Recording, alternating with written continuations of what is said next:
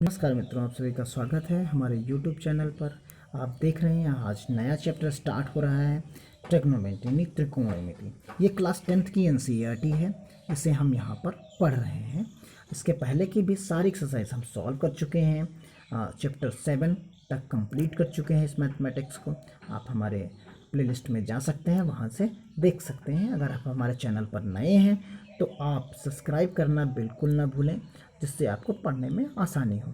आपको घर बैठे चीज़ें उपलब्ध हो रही हैं, आप इजी वे में यहाँ पर पढ़ते रहिए। आज हम यहाँ पर पढ़ेंगे त्रिकोणमिति, और आपसे एक रिक्वेस्ट रहेगी, आप अपनी नोट और टेक्स्ट बुक दोनों सामने रखिए और विधिवत पढ़ते चलिए आसानी से। अगर कहीं समस्या होती है तो आप कमेंट बॉक्स में ज़रूर बताएं हमें, उसका जो है हम सुधार करेंगे और चीज़ों में बदलाव कर देंगे जो आप सजेशन देंगे।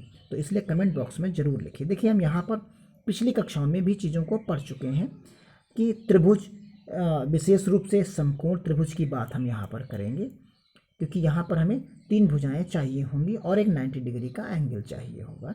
तो यहाँ समकोण त्रिभुजों के बनने की कल्पना की जा सकती है। उदाहरण के लिए हम उन्हीं चीज़ों को यहाँ पर कंसिडर करेंगे। जैसे इन्होंने एक एग्जाम्पल लिया, कहाँ मान लीजिए कि एक स्कूल के छात्र ने कुतुब मीनार, ये कुतुब मीनार हो गया, देखने गए। अब यदि कोई छात्र मीनार के शिखर को देख रहा है, तो ये मीनार के शिखर को देख रहा है, वो बच्चा यहाँ पर खड़ा हुआ है, तो आप देखेंगे कि ये चीज़ जो बनेगी वो मीनार के शिखर को देख रहा है। तो उससे एक दूरी ये बन जाएगी कि कितनी दूरी पर खड़ा है। तो ये आपको जो आकृति नज़र आएगी वो समकोण त्रिभुज की होगी, यानी ये जो कोण होगा ये 90 डिग्री का कोण वो बनाएगा। क्या वास्तव में मापे बिना ही छात्र मीनार की ऊंचाई ज्ञात कर सकता है? यानी ऐसा तो नहीं कि वो स्केल और मीटर लेके आए और इसको नाप ले। तो वो यहीं से ये कितने कोण पर वो देख रहा है, इसकी हेल्प से और इस दूरी के हेल्प से या इस दूरी के हेल्प से, जो भी एक दूरी दी गई हो या ये दूरी उसको पता हो, तो नॉर्मली जब वो नापेगा तो उसको ये वाली दूरी जो है पता होगी कि वो कुतुब मीनार से कितनी दूरी पर खड़ा होकर वो कितने एंगल से देख रहा है।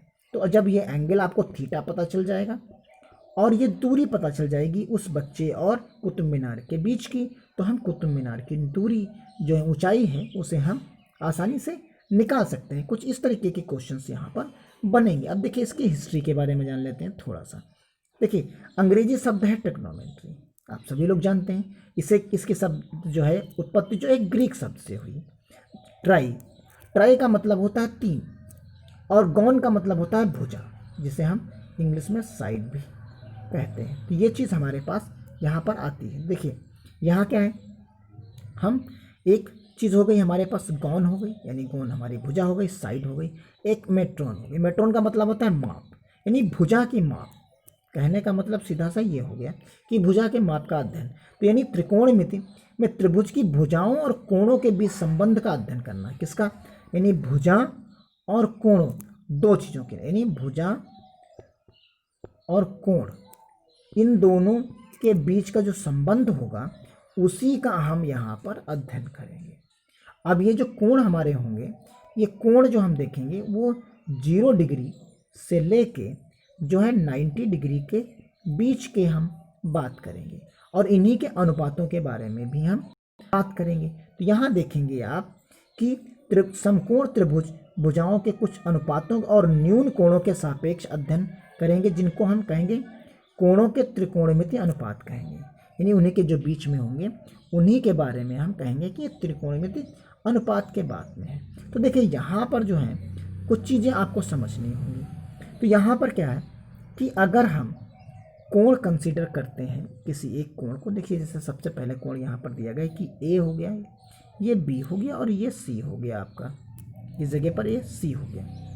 कोण हमने कंसीडर किया ए, यानी कोण ए जो है हमने कंसीडर कर लिया। अब यहाँ पर हम जो रेशियोज लिखेंगे उन रेशियो के बारे में हम आपको थोड़ा सा अवगत करा देते हैं। देखिए, एक हम लिखेंगे साइन, एक हम लिखेंगे कॉस, एक लिखेंगे हम टेन। ये 3 हो गए। इन्हीं से साइन से बनेगा कॉसेक, कॉसेक बनेगा। कॉस से क्या बनेगा? सेक, और टेन से बनेगा कॉट। ये हमारे 6 रेशियोज हैं। इन्हीं के बारे में हम यहाँ पर पढ़ेंगे। अब ये साइन, कॉस, कॉसेक, सेक, टेन, कॉट, यानी इन 6 जो रेशियो हमारे 6 रेशियोज हैं, इनको हम रिलेट करेंगे इस ट्रायंगल से। जो हमारे पास ट्रायंगल हमको दिख रहा है ABCD, तो इसमें 90 डिग्री का कोण आपको B दिख रहा है। इसमें जो AC है, जो आपको AC दिख रही है, ये AC जो है ये है कर्ण, इसको इंग्लिश में कहते हैं हाइपोटेन्यूज। ये हमारा हो गया कर्ण। इसी तरीके से अगर हम बात करें AB की, तो AB जो हमारा है वो है आधार, यानी उसको हम कहते हैं बेस, उसे हम कहेंगे बेस। ये हमारा बेस हो जाता है यहाँ पर। इसी तरीके से हम अगर बात करें BC की, तो ये हमारा हो जाता है लंब, ये हमारा लंब हो जाएगा, यानी इसकी ऊंचाई हो जाएगी, आप ऊंचाई कह लीजिए, या हाइट, या हम कहते हैं परपेंडिकुलर कह लें, या हम इसको अल्टीट्यूड कह लें। तो ये कई नामों से आपको जो है पता चलेगा। धीरे धीरे अब जब क्वेश्चंस पढ़ेंगे तो आपको क्वेश्चंस में इस तरीके के नाम मिल जाएंगे, लेकिन वहाँ आपको कंफ्यूज नहीं होना है। यानी आप इस वाली लाइन को देखिए, ये तो हमारे में कर्ण रहेगा 90। आप एक चीज़ और ध्यान रखेंगे यहाँ पर, जो बारीक है आप उसको अगर ध्यान में रख पाए, देखिए जो 90 डिग्री का कोण होगा, चाहे जो ट्रायंगल हो, और उसमें अगर 90 डिग्री के सामने वाली जो हमारी है साइड, उसको हम कर्ण कहेंगे, यानी हाइपोटेन्यूज उसे कहेंगे हमेशा। और अगर हम जिस कर्ण और जिस साइड के बीच में एंगल को कंसीडर करेंगे, जैसे हमने एंगल ए लिया, अब जो रिस्पेक्ट नीचे की तरफ बनेगा, एक तो कर्ण हो गई, दूसरी जो भुजा बनेगी वो हमारी हमेशा आधार कहलाएगी, ये हमारी आधार कहलाएगी। इसी जगह पर अगर हम इस सी को लेते, कंसीडर कर लेते, तो हमारी आधार हो जाती BC आधार हो जाती। इस स्थिति में ए के सापेक्ष में AB आधार हो गई। अगर हम कोण C लेते तो हमारी आधार हो जाती BC। आप समझिए इस चीज़ को, लेकिन कर्ण हमारा वही रहता जो पहले था, यानी A को या C को कंसीडर करने पर आधार और परपेंडिकुलर जो हमारा लंब है वो बदल जाएंगे, एक्सचेंज हो जाएंगे। बस इतना ही ध्यान हमें रखना है। जो कोण हम कंसीडर करेंगे, चाहे हम A करते हैं, तो A के सम्मुख वाली जो कोण है वो हमारे परपेंडिकुलर कहलाएगी। अगर अभी अभी हम C कंसीडर कर लें, तो C के सापेक्ष यानी समान सम्मुख वाली कोण AB हमारे लिए परपेंडिकुलर हो जाएगी, और जो बची वो हमारा बेस हो जाएगा, यानी वो आधार हो जाएगा। अब हम कुछ फार्मूलों को यहाँ पर लिखेंगे। देखिए यहाँ कुछ फार्मूले हैं हमारे पास, उनको हम लिखते हैं। समझिए कैसे लिखेंगे, और आपको याद भी करना है। यहाँ पर हमने माना कि ये जो है ए है, ये हमारे पास देखिए यहाँ हम जो मानेंगे, ये हमने कुछ कंसीडर किया, एक ट्रायंगल ले लिया, ये हमने माना कि ये ए है, ये B है, और ये C है। अब यहाँ पर जो चीज़ हमको कंसीडर करनी है, तो हमने कहा कि कोण A को हम लेके चलेंगे। तो आप समझिए कि ये हमारा क्या हो गया, ये हमारा कर्ण हो गया। तो इस हिसाब से ये हमारा आधार हो गया, ये हमारा आधार हो गया, और ये हमारा जो है लंब हो गया। आप समझिए। अब हम सबसे पहले लिखेंगे साइन A। साइन A लिखते हैं। तो साइन A जब हम लिखेंगे तो आप भुजा को समझिए। भुजा हम लिखेंगे AB। सबसे पहले हमने साइन A के लिए लिखने हैं, तो हम साइन A के लिए लिखेंगे। यहाँ पर देखिए साइन A के लिए जब लिखना है हमको, तो हम लिखेंगे BC, यानी लंब पहले लिखेंगे, बटे हम लिखेंगे कर्ण AC। ये चीज़ होगी। इसी तरीके से अगर आप हम कॉस को लिखते हैं, कॉस A लिखें, तो कॉस A में आधार हो जाएगा, तो यानी हम BA लिख सकते हैं, डिवाइडेड बाय AC रहेगा। तो इन दोनों में आप सिमिलर देख सकते हैं कि AC और AC दोनों में सेम है, ऊपर केवल लंब और आधार का फर्क है। इस जगह पर दोनों में ये चीज़ें आपको फर्क नजर आएंगी।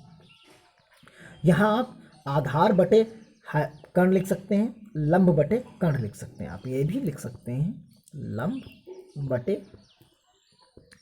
कर्ण लिख सकते हैं। इसी तरीके से यहाँ आधार बटे आप लंब लिख सकते हैं, कर्ण लिख सकते हैं। तो ये 2 रेशियो आपके क्लियर हो गए होंगे। अब बात करते हैं तीसरे रेशियो की। यहाँ पर अब यहाँ हम तीसरा रेशियो कंसिडर करेंगे और तीसरे रेशियो में हम देखेंगे क्या चीज़ें हमें यहाँ पर मिलती हैं। तो तीसरे रेशियो में जो हमको मिलेगा यहाँ पर, तो आप यहाँ समझिए, इस तीसरे रेशियो में जो चीज़ें हैं, तो यहाँ पर हमने माना था A और ये माना था B और ये माना था C, और इस कंसीडर कर रहे हैं हम इस वाले कोण को। तो यहाँ हमने लिखा कि कोण जो हमारा A है, जो हम यहाँ पर इसलिए कंसीडर करेंगे, तो यहाँ लिखेंगे हम साइन और कॉस का लिख चुके हैं, तो अब 10 लिखेंगे। 10A जब हम लिखेंगे तो आप यहाँ पर देखेंगे यहाँ हो जाता है हमारे पास BC होगा, B/AB होगा। आप इस चीज़ को लिखेंगे। अब आप देखिए इसमें लंब हो गया और ये हमारा आधार हो गया। तो इसके लिए हम आप समझ सकते हैं कि ये हमारा लंब आ जाएगा और ये यहाँ पर आपका आधार हो जाएगा। ये चीज़ यहाँ पर आप लिख सकते हैं। और भी हम आपको एक चीज़ समझा देते हैं यहीं पर, जो 10A हम लिखेंगे उसका मतलब होता है sine A divided by cos A। ये चीज़ यहाँ पर हो जाएगी। यहाँ 10A sign A cos A आपको हम इस तरीके से फॉर्मूले में लिख सकते हैं। इसी का अगर हम रिवर्स अब लिखते हैं, देखिए यहाँ पर आप संबंध समझिए, यहाँ साइन A है तो इसी को हम लिखते हैं 1/cosec A लिखेंगे। जब 1/cosec A लिख देंगे तो आप देखेंगे इसको जो पलट जाएगा, जो हम वहाँ पर लंब यानी कर्ण कह रहे थे, तो कर्ण ये ऊपर आ जाएगा और नीचे हमारा क्या आ जाएगा, लंब आ जाएगा। यानी ये चीज़ पलट जाएगी। इसके लिए जो है ये चीज़ यहाँ पर किसके लिए, ये कॉसेक के लिए है। यहाँ पर ये हमने जो लिखा है ये फॉर्मूला कॉसेक के लिए है। ये संबंध की सहायता से अगर हम लिखेंगे तो यहाँ कॉसेक A बराबर कर्ण बटे लंब हो जाएगा। इसी तरीके से आप समझिए, अगर हम कॉस को लिखते हैं, कॉस A को लिखते हैं, तो यहाँ हम लिखेंगे 1/sec A लिखेंगे, sec A लिखेंगे। तो sec A हम कॉस को जानते हैं, तो यहाँ हम क्या लिख देंगे, कर्ण ऊपर लिख देंगे, और कर्ण ऊपर लिखने के बाद हम यहाँ लिख देंगे आपका आधार नीचे। तो ये पैटर्न बन जाएगा। आप समझ गए होंगे फॉर्मूले को, ये sec A की हम बात कर रहे हैं। तो यहाँ पर जो मिलेगा आपको, अब बचता है आपके पास एक और ratio last, cot A। cot A जो है 1/10 कह सकते हैं, या 10 = 1/cot कह सकते हैं। दोनों चीज़ें स्थितियाँ सही होती हैं। तो यहाँ आपके पास हमने अभी लिखा था कर्ण बटे आधार, तो यहाँ आप लिख सकते हो आधार बटे लंब, आप यहाँ लिखोगे। यानी जस्ट 10 का जो है 1/10 के बराबर ये होगा। 1/10 = cot A होता है, यानी इसका जस्ट इनवर्स होता है। तो ये चीज़ आपके सारे के सारे रेशियो समझ में आ गए होंगे। अब यहाँ पर जो हमें सॉल्व करना है चीज़ों को, आप जो एंगल कंसीडर करेंगे उसके जस्ट अपोजिट वाले की बात कहाँ करेंगे। यहाँ पर देखिए, यहाँ जो क्वेश्चन है, एक ट्रायंगल है ABC जिसका कोण B समकोण है। AB इतनी दी गई है, BC इतनी दी गई। तो निम्नलिखित के मान ज्ञात कीजिए। साइन A और कॉस A का मान हमें ज्ञात करना है। तो आप समझिए कैसे हम ज्ञात करेंगे। तो सबसे पहले हम ट्रायंगल कंसीडर करेंगे। तो हमने एक ट्रायंगल बनाया, जो इन्होंने कहा उसी के बारे में हमने बनाया। तो इन्होंने कहा कि ABC ट्रायंगल है, तो A, B और C, इन्होंने समकोण B को कहा, इसलिए हमने इसको B कहा। अब यहाँ परपेंडिकुलर की बात करते हैं, तो ये 24 है, और जब यहाँ पर उन्होंने कहा कि बेस है वो 7 है। ये चीज़ उन्होंने दे दी। अब अगर हमको चाहिए तो हमें एक AC भी तो चाहिए। तो AC हम पाइथागोरस थ्योरम का प्रयोग करेंगे। तो AC² आप देखेंगे क्या मिलेगा, AB² यहाँ पर, और प्लस आपको क्या मिलेगा, BC²। ये हमने पाइथागोरस थ्योरम जो है यहाँ पर यूज़ कर लिया। AC हमें निकालना है, तो यहाँ 24 का स्क्वायर प्लस 7 स्क्वायर, ये चीज़ हमने यहाँ पर कर दिया। अब देखेंगे 24 का स्क्वायर करेंगे तो 5 7 6 इसका मिलता है, ये 49 मिलेगा आपको। यहाँ जब ऐड करेंगे तो 6 2 5 मिलेगा। जब आप इसको स्क्वायर रूट में लेंगे तो आपको देखिए क्या मिलेगा। यहाँ स्क्वायर रूट में जो आपको मिलेगा AC का आंसर, तो 6 2 5 आप यहाँ लिख देंगे और बाहर आ जाएगा 25। तो इस प्रकार जो आपको लेंथ मिल जाएगी यानी ABC की, ये A है, ये B है और ये C है, तो AB हमारे पास 24, ये 7 और ये कितनी हो जाएगी 25 हो जाएगी। अब आपको हमने फार्मूले बता रखे हैं, जब फार्मूले बता रखे हैं उन्हीं फार्मूलों को यहाँ पर प्रयोग करना। इन्होंने कहा सबसे पहले साइन A निकालिए, तो साइन A का मतलब ये हो गया, तो साइन A का मतलब एंगल के सामने वाली भुजा सबसे पहले, तो BC। फिर उसके बाद कर्ण की बात करते हैं तो AC। तो आपको क्या मिलेगा, आपको 7 डिवाइडेड बाई आपको 25, इसका आंसर आपको यहाँ पर मिल जाएगा। इसी तरीके से इन्होंने अगला पार्ट जो इसका कहा है cos A कहा है, तो देखिए इसका cos A कहा है इन्होंने, तो आप यहाँ पर लिख सकते हैं। देखिए cos A की जब हम बात करेंगे यहाँ पर, तो यहाँ cos A मिलेगा। देखिए यहाँ cos A निकालते हैं, अब ये cos A होगा, तो cos A में हमने बताया कि उसके बगल वाली साइड वाली जो साइड है वो यानी ऊपर हम रखेंगे AB रखा, जो आपके कर्ण है यानी वो AC है, तो हमने कर्ण को AC कहा। अब यहाँ पर ये 24 आपको मिल जाएगा और कर्ण क्या है 25 है। कंसीडर जो हम करते हैं भुजाओं का जो डिसीजन लेते हैं वो कोण के सापेक्ष लेते हैं, तो ये चीज़ आपकी क्लियर हो गई होगी। इसी तरीके से आप देखिए अब आपको क्या बताया गया यहाँ पर, अब एक इसी के अगले पार्ट में आपको बताया गया कि आप साइन C और कॉस C निकालेंगे, तो यानी यहाँ पर जो चीज़ आपको मिलेगी वो क्या होगी, ये हमारा A हो गया, ये हमारा B हो गया और ये C। अब हम निकाल लेंगे साइन C के रिस्पेक्ट में, तो साइन C के जब रिस्पेक्ट में हम निकालेंगे तो हम ये जानते हैं ये तो 24 थी, ये 7 थी और ये 25 थी। अब साइन C के बारे में, तो साइन C जब हम लिखेंगे तो क्या लिखेंगे आप समझिए, इसके रिस्पेक्ट में यानी इसके सम्मुख कोण क्या होगी फ्रंट पे, तो यहाँ AB होगी, यानी लंब की हम बात कर रहे हैं तो AB हो गया और बाकी AC तो वही रहेगी, आप कोण कुछ भी बदल लीजिए। तो AB हमारे पास 24 हो जाएगा और ये 7 हो जाएगा। इसी तरीके से उन्होंने बताया cos C निकाल लो, तो यहीं पर अगर हम cos C की बात कर लें तो cos C के लिए ये हमारा बेस हो जाएगा यानी BC और यहाँ तो AC ही रहेगा, तो BC का मतलब 7 हो गया और ये हमारे पास 25 हो गया। तो इस प्रकार ये क्वेश्चन जो फर्स्ट था वो आपका सॉल्व हो जाता है। अब देखिए आपके पास जो क्वेश्चन नंबर सेकंड है उसमें डायग्राम इन्होंने दे रखा है।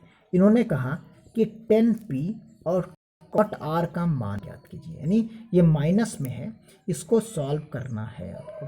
तो देखिए यहाँ पर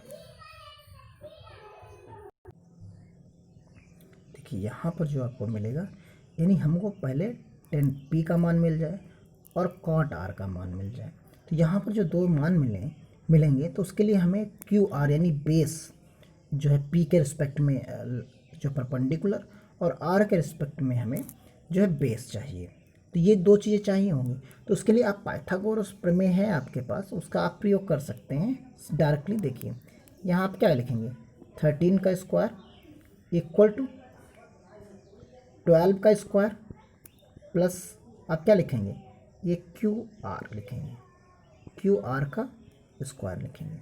यहाँ आप जानते हैं 169 मिलेगा, इसको इधर लेके आएंगे तो आपको 144 मिलेगा और इक्वल टू QR होगा, स्क्वायर में होगा। आप सब्ट्रैक्ट करेंगे जब यहाँ पर तो आपको 25 मिलेगा, 25 मिलेगा। 25 का जब आप स्क्वायर रूट निकालेंगे तो आपको जो साइड मिल जाएगी वो क्या मिल जाएगी, वो 5 मिल जाएगी यहाँ पर। तो यानी ये चीज़ आपको डिसाइड हो गई। अब आप देखिए 10p निकालना है आपको, यहीं पर देखिए। अब हम आपको यहाँ सॉल्व करके दिखाते हैं। आपको ये साइड पता चल गई, एक साइड हो गई आपके पास, ये p है, ये q है और ये r है। अब आप देखेंगे ये 12 हो गई, ये आपके पास 13 है, ये आपके पास 5 है।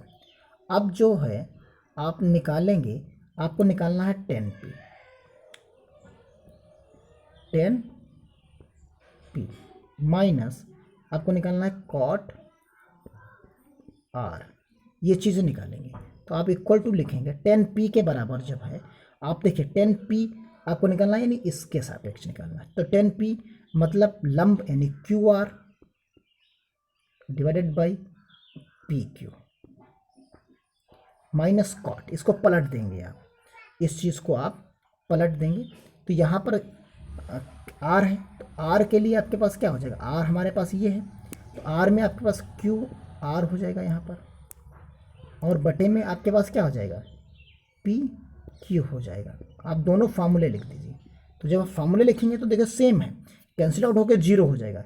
अगर आप मान रख दें तो यहाँ पर क्या मिलेगा, 5 डिवाइडेड बाई आपको क्या मिल जाएगा, 12 मिलेगा, और यहाँ भी आपको 5 डिवाइडेड बाई 12 मिलेगा, यानी आंसर आपका क्या आएगा, 0 आएगा। क्योंकि यहाँ पर एंगल बदल गए इसलिए मान सेम हो गए, अगर एक ही एंगल रहता तो मान डिफरेंट हो जाते। तो ये चीज़ यहाँ पर आप सवालों को इस प्रकार लगा सकते हैं। आप समझ गए होंगे। ये 2 सवाल आज हमने यहाँ सॉल्व किए। इसके अगली वीडियो में इसके आगे के सवाल हम सॉल्व करेंगे। अगर आपको वीडियो अच्छे लग रहे हैं तो आप लाइक करिए, शेयर करिए और कमेंट बॉक्स में भी बताइए कि कैसे लग रहे हैं। अपने दोस्तों को भी शेयर करिए। धन्यवाद। जय हिंद, जय भारत।